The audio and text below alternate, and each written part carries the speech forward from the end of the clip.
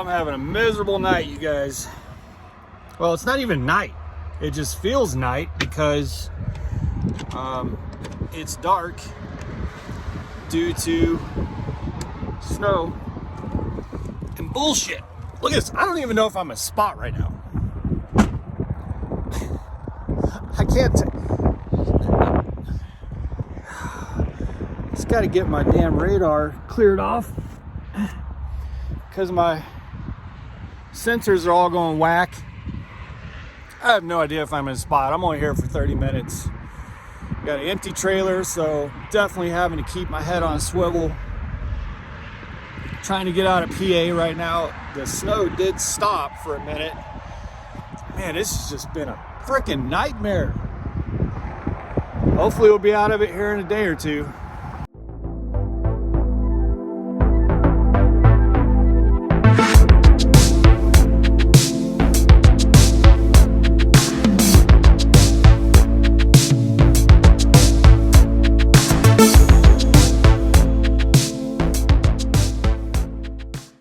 What's up, you guys? Eric here, Driveline, World's Okayest steering wheel holder, and I got 99 problems, and a bitch ain't one. Although, I've named my camera Margaret, and she can be one, you know what I mean? I'm fighting the cold off again, and I got so many things I've been wrestling with over the past 48 hours, man. It's just, I can't get out of this. I can't get out of this soon enough. I don't know how it's the last day of November and it feels like the last day of January. And it just, like, everything that could possibly make my last 48 hours just annoyingly more challenging and barely tolerable for what I'm willing to do in pretty rough winter conditions, has pretty much unfolded for me. So it's been, it's been that. So in this video, we're going to talk about all the things you might face as a truck driver. If you're sitting at home or sitting somewhere in an office or something thinking about, coming out and doing some trucking in the winter, or trucking in general, and it will mean that you'll be trucking in the winter, you need to think about everything that I'm about to tell you. And you need to recognize that everything I'm about to tell you is not the worst that it could be. It's just normal shit. You know what I'm saying? That's what we're going to get into. All right. Problem number one. This tire right here, my truck is so trashed. Dude, my truck is so trashed. I have salt, like, on everything that I've been wearing the last 2 days. I can't keep my mirrors clean. Just salt. But anyway, this tire, the tire pressure gauge cap, just stopped working. I've been trying to clean it. I'm trying to do everything I can to make it stay connected, but it gains signal and then it loses signal just constantly. So when I'm driving down the road, it loses signal, the red light starts blinking, the alarm goes off, and I don't know if the tire's blown out or going flat or what. So that's a problem. So I got to check it with a tire gauge.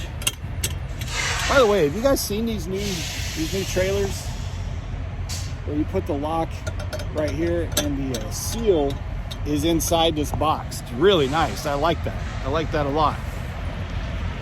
So that's the first problem. The second problem, while I've got you guys outside the truck, and I got to drive through snow all night tonight again. But the second problem is I'm wearing brand new gloves. Not the kind of gloves that I like to wear. I hate these kinds of gloves. But last night, when I opened a bottle of Antigel, the bottle basically, it was pressurized and it just, half the bottle came out all over my gloves and it soaked through to my fingers. And if you know anything about that Antigel, or if you have any experience with it, it stinks, man. And you cannot. Dude, I had to wash my hands 2 or 3 times. I put some Duke Cannon body wash, scrub my hands with that, hand sanitizer, wipes, everything I could. My hands still smelled like Antigel this morning after driving for 6 hours. And it ruined those gloves. So I had to go in a TA, but it was one of those little tiny TAs, and this is all they had was these shitty gloves, and they were overpriced, of course. So that was the second problem. And there's many more, but man, that in and of itself was enough for me to have a pretty frustrating night last night, but there's so much more. So I think the last clip that I filmed, it was snowing in Indiana is where I was. I think I filmed a couple more clips between then and now, but I was like, you know what, I'm just gonna jump those. We're just gonna jump to right now because it is 34 degrees where I'm at. I'm in Florida at the moment, and what a joy it is to be in 34 degrees. 34 degrees and dry. I'm like fighting off a little bit of a cold, which I'm pissed about because this is the second time already this winter that I've been sick, and I don't normally get sick like at all. So, you know, it's just, I'm so happy to be out of the Midwest. That was a nightmare, you guys. And, you know, I've been through a lot of winter shit while being a truck driver. I've seen it all. I've driven through blizzards. You know, all of it. But that may have been some of the most frustrating time. And the reason is just because my truck was just going through some shit. And this truck has been really, really good to me. I was just talking to my wife about it. This truck has been really good to me. But it's just going through some shit right now. It's got some gremlins. And I'm going to have to take it and get it, you know, get some things worked out. But so, you know, I've got the tire issue over there. That's not really that big of a deal. You just got to get out there with a tire gauge until I can get that thing replaced. I had the thing that I mentioned the other day with the gloves and the Antigel, which was just ridiculous. I mean, the Antigel thing, you got to understand, this was, let me go back a little bit. So on Thanksgiving Day, I was at a rest area at a toll plaza on the Ohio Turnpike, which was great because I took a shower there and spent a good day there. And then that night I drove 460, what was it? No, I think it was 370 miles to Bedford, PA. 310 of which was through blowing snow. So, and that's fine, you know, like that wasn't that big of a deal. So that part was perfectly fine. Friday morning, I got to Bedford, PA. I went to the Walmart distribution center there. Did a drop and hook. I think it was like, I don't know, 4:45, 5 in the morning. Went to park at Rutter's there in Bedford, which I think I mentioned in a live the other day, which is an amazing truck stop. It's off the beaten path. If you haven't been there, you should go there. But I went to park up at the Rutter's, and then they started just firing all of these just absolutely these loads that just, I think I said no to like 9 loads, including the 6 that were in load choice. And the 3 that were proposed to me, I was just like, no. I mean, it was like 300 miles deadhead to New York to then take a load to Connecticut or Boston, 500 miles deadhead to Michigan through all that snow that I just came through with an empty trailer. I'm just like, no, I'm not. I ain't going to the Northeast from Bedford, PA, and I ain't taking an empty trailer up across 90 into Michigan through the shit that was happening at the time. And so finally I was like, look, you know, I'm just going to deadhead to Ohio. Like if you're telling me there's nothing around me, I'm just going to deadhead to Ohio. I've got more snow moving in. I have an empty trailer. I can't be messing around, you know, and I'm not going to sit here at this Rudders in Bedford, PA all weekend. I got to get out of the mountains. I got to get out of PA. I got to get off the PA turnpike. Like, we'll figure out whatever's going to happen when we get there. So I get ready to go, and a load comes in that's picking up in Indiana, going to Florida, which, you know, the deadhead made it so that it didn't pay that great, but it's also delivering in Jacksonville, so it's not all the way down into Florida. I think it was $2 a mile with the deadhead, which, you know, is perfectly fine. I mean, usually going into Florida, I want much better than that, but it's Jacksonville, so I'm not actually going well into Florida. Not a big deal. I'm okay with it. And it gets me the hell out of the weather, right? But it does mean I got to pull an empty trailer through snow all the way to Indiana. Wasn't thrilled about that. But it got so much worse, because when I started my truck up, I got ABS light, I got traction control on a trailer, no hill assist, front radar screwed, so no cruise control, no brake assist. And there's like 7 lights on my dash. Now I know that I went through this last year, similar. What happened last year is that the first, and I think I talked about it here on the channel. I don't remember if I did. I'm pretty sure I did a video about it. But last year at the beginning of the winter, the first time I drove through salt and all that shit, by the way, it's 4:30 in the morning, so I apologize for the shitty light. But my ABS sensor on the rear right drive, if you're familiar with the way the ABS sensor works, there's a sensor and then there's like a notch or something on the wheel that when it's spinning, the sensor is seeing how many times that notch, it's watching that notch or line or whatever it is go past the sensor. So if the tire stops, or, you know, that it knows that tire's locked up and it starts to release so that the tire doesn't lock up, et cetera, right? Well, that sensor had gotten all caked up with salt and stuff, and it wasn't seeing it right. So they went in at Love's and they cleaned it all up.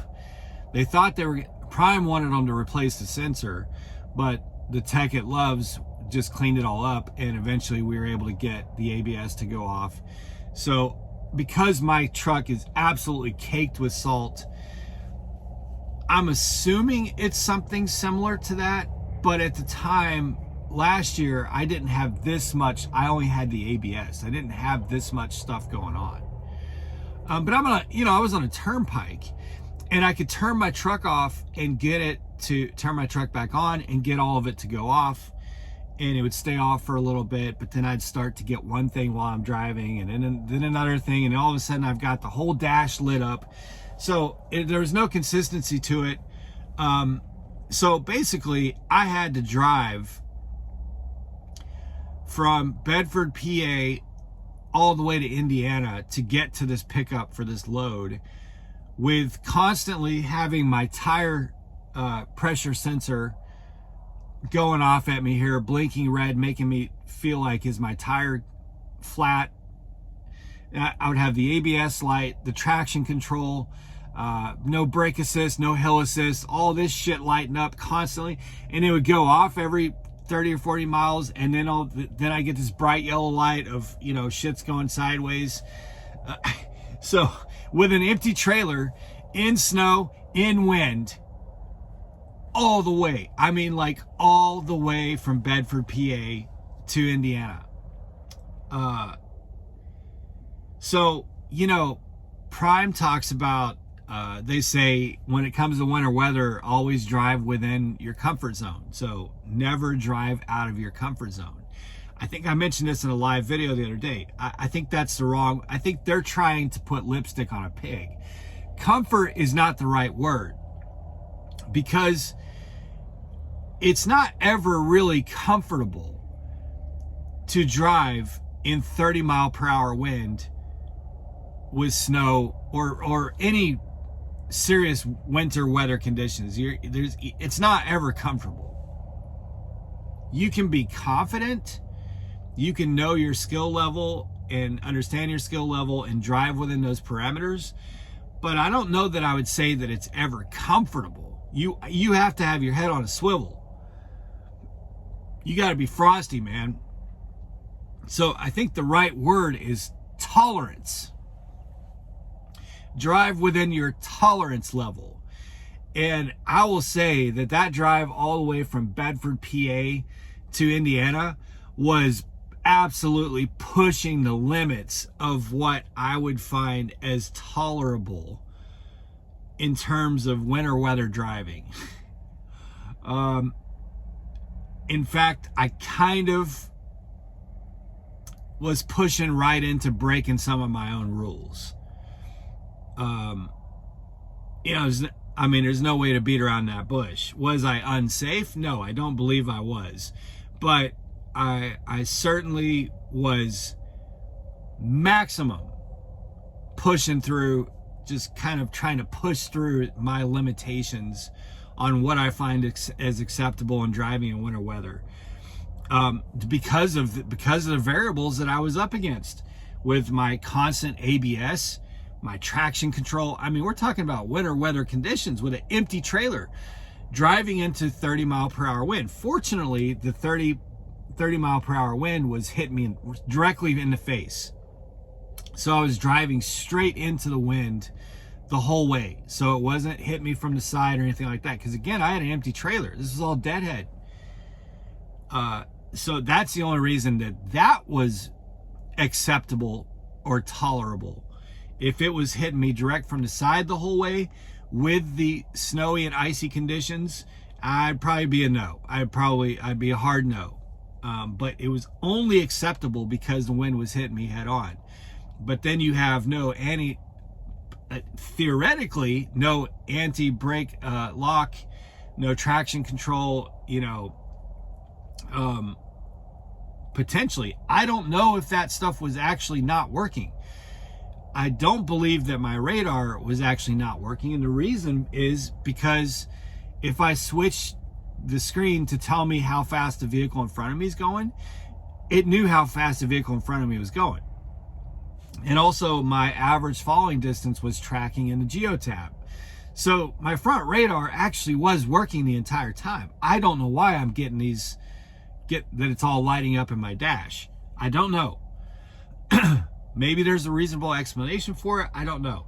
I would get out. It wasn't really caking up that bad. Sometimes it was caked up with ice and snow, but I pretty consistently tried to keep that uncovered because I was also consistently checking my tire, which was a pain in the ass. But I don't know if this stuff was actually working or wasn't working. It didn't really bother me not being able to use cruise control because I wouldn't want to use cruise control anyway, because I was driving in snow and wind. So it was just a long 400 miles of just, anytime you got to drive through weather like that, even if everything is working optimally, it still really takes it out of you. Because again, your head always needs to be on a swivel anyway, but you just really, really are much more in tune with the vehicle as an operator when you're driving through those kinds of conditions. It's not about just putting cruise control on and listening to a podcast, glancing at your mirrors, understanding your surroundings, and reading the signs. It's much more involved driving through those kinds of conditions. My reefer just kicked on, so you'll hear a hum. So that was a very hard mentally, very mentally difficult drive. And And I'll be honest with you guys. Now, some of you are going to say, oh, you're acting like a rookie or a greenhorn or like whatever. Okay? F all that. I lived in Chicago for 10 years. I've driven a truck for almost 6. Yeah, that still makes me fairly new to trucking, but it's enough time, and I've done enough cross-country team loads in the winter to where I've got experience. And I'm going to tell you this, it should not, on the last day of November, feel like it's the last day of January in the Midwest. That is surprising. Whether you think I shouldn't be surprised or not, it caught me off guard.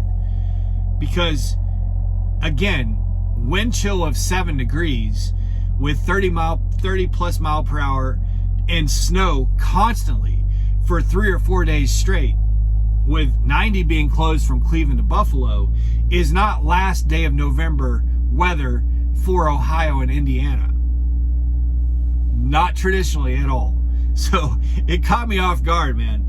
I really was just not prepared for it. So anyway, this whole night just kicks my ass, right? This whole night kicks my ass. And I get to the Indiana-Ohio border on 70, and I got to go to Blue Beacon to get a washout. So I'm just like beat up mentally. And at that, is it TA or Petro, right there where that Blue Beacon is? I think it's a Petro. I fueled the reefer and put some fuel in the truck. I don't even know how much more I paid. I probably overpaid for fuel, but I had so little time to time it right to get to the shipper to be able to shut down at the shipper and do a 10-hour break before my appointment time for pickup, that's just where I had to buy some fuel. I had to do my 30-minute break there.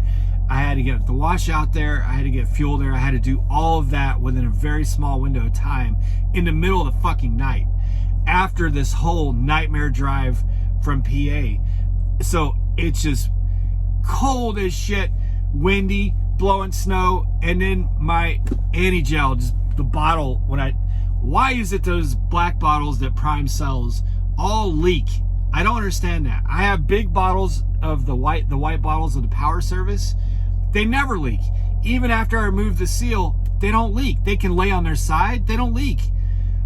How is it that the black bottles that Prime sells leak when they stand up straight and they have a seal on them?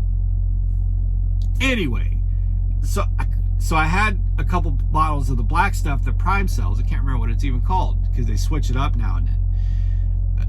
But when I took that lid off and the thing just it was pressurized or whatever, blew up and just soaked my gloves.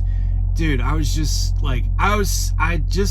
at that point, I just had it, man. I was so over it,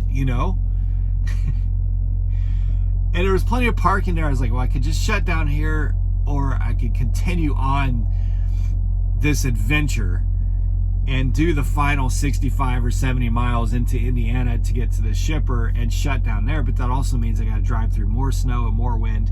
But there was snow and wind the next day too. So it's not like just stopping and waiting 10 hours would remove me from having to drive through the bullshit. It was either just get it over with then or do it later. And I was like, you know what, fuck it. Just fuck it. It's 65, 70 miles. I'm just going to go to the shipper. So I go to the shipper, make it there, drive through all this bullshit, get there, and it's Nestle, so it has that computer screen that you can go check in on. I'm like, you know what? I'm just going to go check in. So I go check in, and then figure my load's not going to be ready, so I'll go park for my 10. My load was ready. I picked it up, and I still had 3 hours on my clock, and that's when I drove south. I ran my clock out. I just want to get as far south as possible to get away from all that shit. And here we are now, what is it, day and a half, 2 days later in Florida, 70 miles from my 90. And it's a warm 34, no wind, no cloud in the sky, and I'm free of all of it. Oh boy, man, I'm telling you, winter just came on with a vengeance this year, and I was just not psychologically prepped for it. So I hope all of you were safe out there. Again, you know, I saw that 90 was closed from Cleveland to Buffalo for a while, and they still have snow this morning. I think the lake effect snow is going to go on until Monday night. It's just crazy. When I came through Cleveland Thursday night, it was just starting to hammer.